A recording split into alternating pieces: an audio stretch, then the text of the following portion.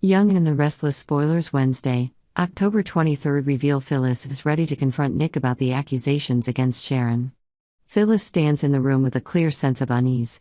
She can't keep quiet any longer, and now it's time for her to do something to protect Daniel, her son, who is facing unjust charges for Heather's death.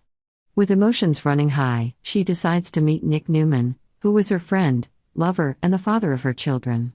However, Phyllis knows that this time, their conversation won't be easy. Phyllis goes to Nick's office, her heart full of worries. When she walks in, Nick is sitting behind his desk, his eyes focused on his computer screen. When he sees Phyllis, he looks up, but his usual smile is absent. Instead, there is only tension on his face. "Phyllis, what's wrong?" Nick asked, his voice calm but not hiding his worry. Phyllis didn't beat around the bush, she got straight to the point. Sharon. Sharon is the one who framed Daniel. She eliminated Heather and made up everything to make Daniel take the blame. Nick blinked, not believing what he had just heard. "Sharon? Sharon would never do that. What are you talking about?"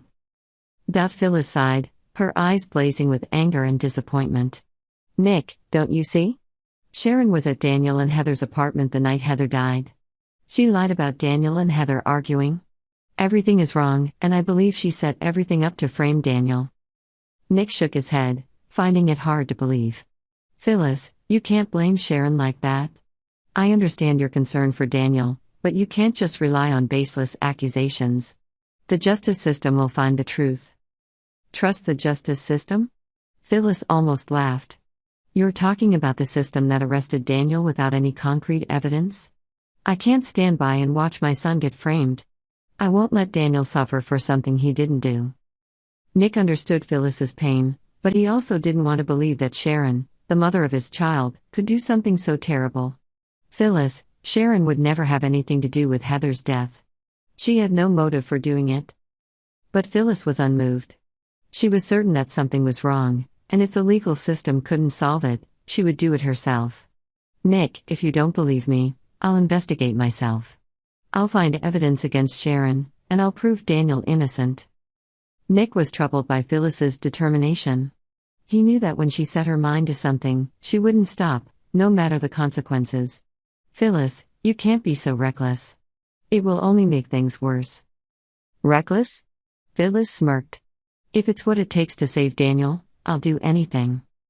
After leaving Nick, Phyllis put her plan into action. She knew that the only way to clear Daniel's name was to corner Sharon and force her to confess. Phyllis decided that she would not wait, but would act immediately. She contacted Daniel and urged him to confront Sharon, demanding that she tell the truth about what happened the night Heather died. Daniel, though hurt by the accusations, remained steadfast in his belief in his innocence. He went to Sharon, eye to eye with the person who had been his friend, but had now become the person who could have ruined his life. "Sharon, you know I didn't do it," Daniel said, his voice calm but filled with pressure. "I told the police about your arguments with Heather, but it wasn't true. I need you to admit that you made it up." Sharon sat across from Daniel, feeling backed into a corner. She continued to deny everything, trying to defend herself. "Daniel, you know I had nothing to do with this. I've only told you what I know, and I can't help you any further." Daniel frowned, sensing the tension in the air. "Sharon, you have to understand that this affects not just you, but the whole family. You need to tell the truth." But Sharon still refused to admit anything. She believed she had nothing to do with it, and that everything she told the police was based on what she had witnessed. This deeply frustrated Daniel. Meanwhile, Phyllis continued her campaign. She was determined not to let Daniel be held accountable for something he didn't do. She contacted Danny Romalotti, Daniel's father, for help. Danny video called Daniel, trying to comfort and encourage him. "Daniel, you know that the evidence against you is not true. The police can come knocking at any time, but we will fight to find the truth." Daniel nodded, but he was still filled with uncertainty. He knew that the odds were against him, but Phyllis and Danny's determination helped him keep the faith that justice would be served. Sharon sat across from Daniel, feeling backed into a corner. She continued to deny everything, trying to defend herself. "Daniel, you know very well that I had nothing to do with this. I've only told you what I know, and I can't help you any further." Daniel frowned, feeling the tension in the air. Sharon, you have to understand that this affects not only you, but also the whole family. You need to tell the truth. But Sharon still refused to admit anything. She believed that she had nothing to do with it and that everything she told the police was based on what she had witnessed. This deeply frustrated Daniel. Meanwhile, Phyllis continued her campaign. She was determined not to let Daniel be held accountable for something he had not done. She contacted Danny Romolotti, Daniel's father, to seek help. Danny video called Daniel, trying to comfort and encourage him. "Daniel, you know that the evidence against you is false. The police can come knocking at any time, but we will fight to find the truth." Daniel nodded, but his heart was still filled with uncertainty. He knew that everything was against him, but Phyllis and Danny's determination helped him maintain his belief that justice would be served. Phyllis did not stop at pushing Daniel to confront Sharon. She decided to use stealth tactics to discover the truth. Phyllis secretly followed Sharon, trying to find any clues that could help her turn the tables. She was willing to use any strategy, no matter how shady or dangerous, to protect her son. And then, in a tense situation, Phyllis unexpectedly encountered Sharon. She could not hold back any longer and decided to attack head-on. "Sharon, do you think you can hide forever? I will find out the truth, and when that happens, you will pay the price." Sharon, still calm in the face of Phyllis's threat, only responded with a cold look. "I don't know what you're talking about, Phyllis. But if you think you can overthrow me, you should think again."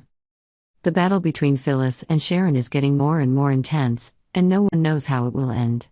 Phyllis is determined to find evidence to clear Daniel's name, while Sharon still denies any involvement. This fight is not only about the law, but also about pride, truth, and justice. The mysteries surrounding Heather's death and Sharon's true role are still waiting to be exposed, and all involved will have to face unforeseen consequences. Next, Nate Hastings just walked out of the conference room with a troubled mind. He had just received news that Victor Newman had fired Audra Charles from Glissade, a move that had left him reeling. Audra was not someone to be trifled with, and Nate knew that well. But Glissade, or any company Audra had ever run, held special meaning for her. Work was about more than money or power, it was where she exercised her independence, intellect, and strong management instincts.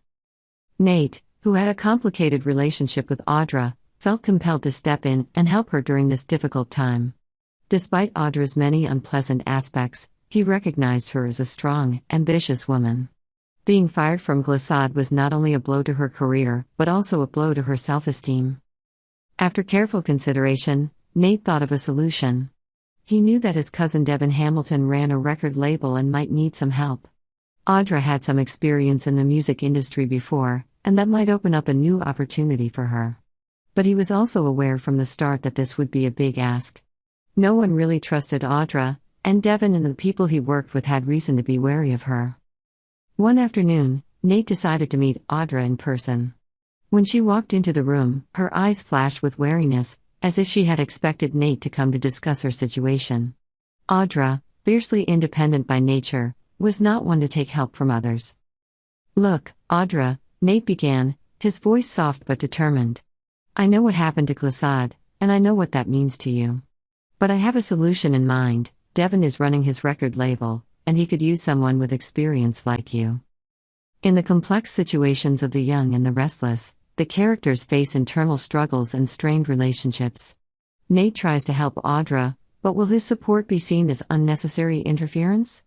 Will Chelsea, concerned for Adam, convince him to escape Victor's power spiral, or will things continue to escalate?